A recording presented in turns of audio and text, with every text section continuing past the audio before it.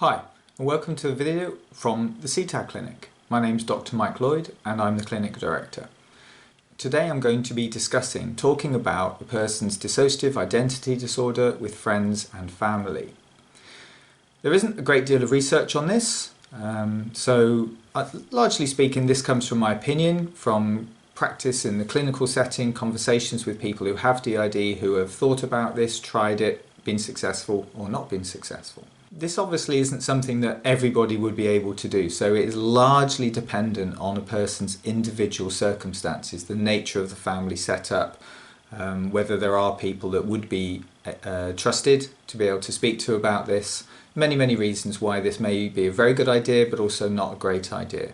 The most important of which is that in order to do this, the person would have to feel that they're in a trusted and safe relationship, that people would be willing to listen and it would not cause any harm or place that person at risk. So for example, if a person was living with an abusive family, it probably would not be a good idea to discuss the DID. But again, individual circumstances apply. This will be something that would be ideally discussed with a therapist in a therapy setting, perhaps to discuss the pros and cons of doing this and to work out the best timing and the best place and the best people to speak to. To begin with, telling is about reducing shame. Many people in abusive settings with traumatic histories feel a great deal of shame and guilt about the things that they've experienced and keep that to themselves. They may have been threatened with keeping a secret about what's happened to them, or they just may feel that it's entirely impossible to share that with anybody else because of the feelings they have towards themselves. Self-hatred, self-loathing. Being able to speak to other people who you trust, who you feel safe with, is part of reducing that shame. For some people, talking about their DID might actually be the first time that they've really discussed their trauma openly. Many people keep hold of trauma for decades. And to be able to start talking about dissociation, to be able to start talking about parts, about that internal system, can actually allow that person the space and the freedom within which to start talking about early traumatic experience. And that, as I said, that could be the first time that that may have ever been disclosed to anybody, and which could be a hugely valuable step therapeutically. Alongside this, sometimes having trauma means that people feel very unnoticed, they feel invisible, not able to fit in, not able to feel comfortable in what would be considered to be everyday circumstances.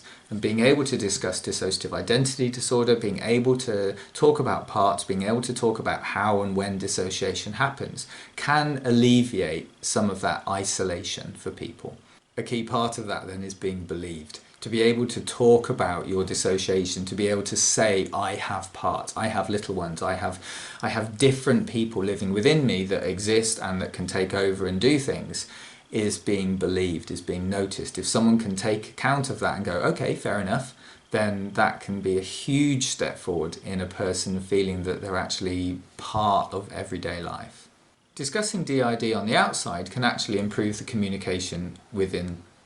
It can allow there being much more open communication, because parts may then be able to feel safe to emerge in the company of other people and to be able to talk and discuss themselves and say what they need, say what they like doing, or say what scares them, or say what worries them, and to be held, to be believed, and to have that as an open conversation can be very beneficial for parts and therefore beneficial for the overall person.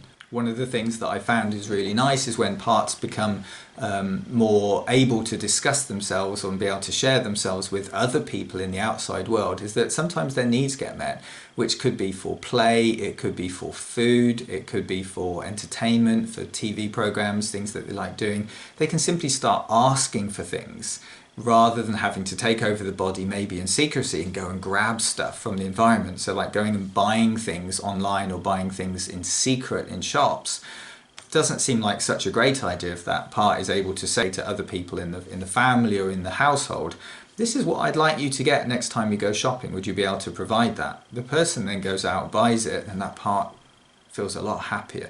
Seems like a really simple thing to be able to do. For a lot of people, dissociative amnesia is present, which means that when they dissociate, they're not able to remember or keep an active and complete recollection of all the things that may have gone on during that dissociative episode.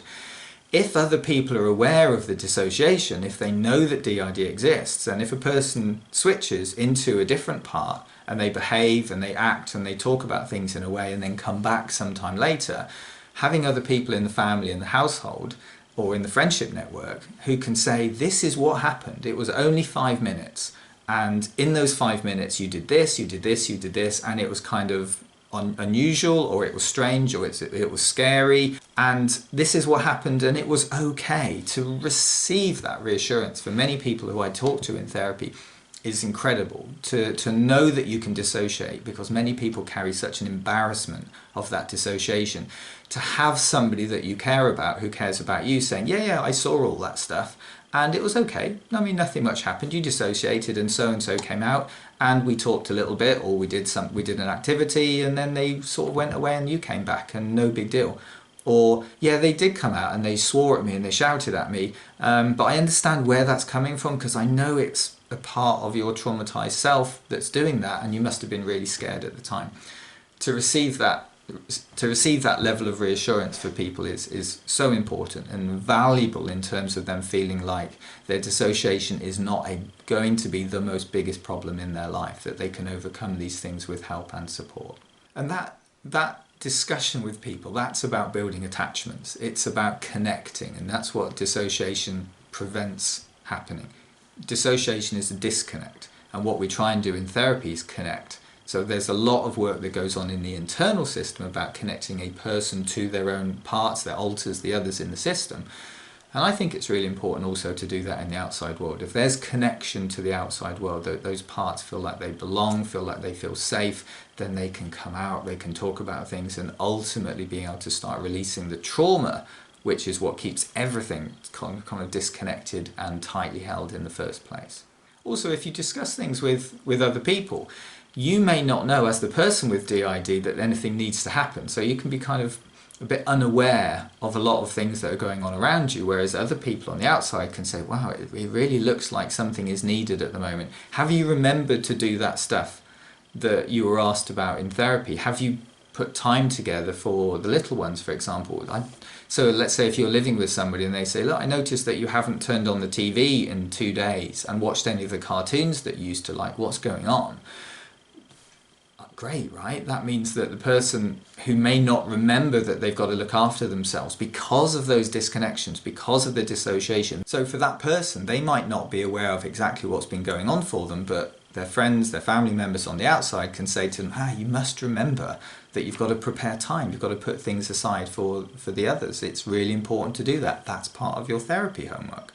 And if you're able to say to people, I have DID and I'm in therapy, then firstly, what it can mean is that those people might be able to sit in on some of those therapy sessions. Not all, obviously, and it may not be appropriate for them to come in, but it could be that a discussion can be held maybe, or on occasion, family members come and sit in on the therapy sessions to understand exactly what's going on, that they can learn the techniques, they can hear and see the things that are being done, they can practice their own skills. And in my work, I often say to people, if you've got someone who you think would benefit from coming in and having an occasional sit down in the therapy session with you, so we do it as a team, by all means bring them in. Confidentiality and rules, all those sort of things apply, but actually having someone in there can be really beneficial for that person and for therapy in general. And that might just be even for the little things, like if you say to somebody that I have DID and I'm in therapy, and you're in the family or friends and you're struggling to get to therapy sessions because you might be on public transport, maybe a friend can say to you, well, do you want a lift? I can bring you, I can wait for you, I can help you afterwards. So if you have a therapy session and you're distressed, maybe it's better to have a lift home with someone who cares about you, who can help ground you, can help relax you, who can help reassure you that everything's going to be okay, rather than maybe forcing yourself onto public transport where you might be quite sort of disorientated or bewildered, or again feel like you've got to hide yourself because you couldn't bear the embarrassment of any of your dissociation or your emotions leaking out into public. Someone at home who can then say, how did your therapy session go? Do you want a cup of tea? Do you want to sit down? Do you need to sleep for a little bit this afternoon? I'll sort things out for you. Wouldn't that be wonderful if they were able to do that? And not having that, being able to hold all that in, means that you carry a constant pressure of being either found out, or that you've got to look after yourself and your internal system all on your own. And that seems like a massive task to have to do. Other people can also sit in on meetings that might be had. You could be in mental health teams and services where there are care review meetings. So having a person sit in with you who knows what your dissociation is all about, who understands the DID and can help discuss it, they can support you in the session, but also they can remember maybe a lot more about what was agreed or what was discussed in that session. So if you have an amnesic episode and you lose time, you might then find yourself outside the clinic half an hour later sitting somewhere else with no idea what happened. I think it would be better if the person who would be with you, they could say, well, actually you dissociated and you stayed put, I finished the session off, I got the information that's needed, and then I brought you out and you're safe and everything is okay. Again, that's a massive plus for people if they have that kind of relationship available to them. One of the other things that people talk about is that it can actually reduce the stress on the family. So if a person does have DID and they're in a family setting or in a friendship setting, there can be a lot of confusion, a lot of uncertainty. Just people don't really know what's going on. So lots of folks say that when they actually do share their DID with other people, what they get in return is, well, that completely makes sense. I understand now why you have felt like such a different person, or why your moods are all over the place, or why you can't remember stuff, or why you keep promising to turn up and then you're never there. Now it makes sense. Thanks for telling me. It's great. And now I can do something about it. So I can help with reminders on phones, I can help with text messages, I can do all the things which might actually help you being able to take control of your dissociation, which ultimately is what the purpose of the therapy is all about, to have that level of control. And if that means that reduces stress in the family, that uncertainty and that confusion reduces, and things start getting a bit calmer, when dissociation happens, you might have the person who's sitting on the other side of the kitchen just going, oh, okay, you're dissociating, right, well, I understand what that's about, I'm sure it'll all be over in a little while because I know what it means, I've spoken to the therapist, I've sat in, I've gained some clinical skills, I know how to bring the person back, I know how to calm down that distressed part, or I know how to provide something that that part might need. Things make sense, it's a lot more logical, and stress can reduce around that person, again, of greater benefit to the individual. And I suppose ultimately the sense of integrating to the outside world is a key step in ending therapy. The person ultimately will stop being in therapy at some point in their lives if they're in therapy.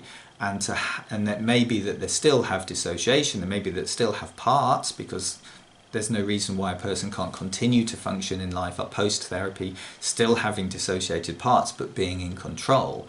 And having that sense of being able to share it, being able to know what it means, and being able to be looked after, again, is a very useful construct for a person to carry around. There we have it then. There's a number of different reasons why it's a good idea to be able to share the DID, the alters, the system, the nature of things with trusted people. This isn't about just walking around generally and telling everybody in the community that you've got it, or going back to family members that might have been abusive or hurtful to you in the past and saying, here's what I've been left with. Because those are all different things. That's a different discussion entirely.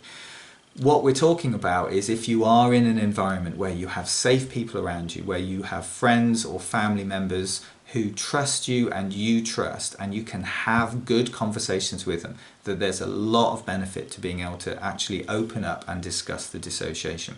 Sure, it might mean that that inevitably leads to discussions about where did the dissociation come from? Does this mean you were hurt as a child and that you feel that you're under pressure to be able to talk about those things? So what I say to people is, you can avoid those conversations. You can say I have dissociation and it has come from difficult chapters in my life, difficult experiences, traumatic experiences, but I really don't want to talk about those, to gain control and power over your own biography. So that if you don't want to tell people why you've got DID, don't. Take control of that. Learn scripts, learn ways of being able to say to folks, that's personal, that's my business, I don't really want to discuss my childhood and my past, I don't want to go there, I don't want to have any conversations about that, but it is important that you're aware that I dissociate. So you talk much more about the present and the impact of the dissociation rather than the impact of the traumatic experience. And I think if you can get a handle on that, it really does allow you to be able to open up those discussions in a very, very meaningful and safe way, and ultimately that's what we're trying to achieve. I really hope this video has been useful. There's many more parts to this conversation that we could have, such as how to be a parent with DID and how to discuss DID with children specifically, and I'll come on to that in another video. I think that's a whole different chapter for us to look at this time. I hope this video has been useful to you. Please leave any comments at the end, and like and subscribe if you like the content from the CTAD Clinic channel. As ever, thank you very much for listening and take care.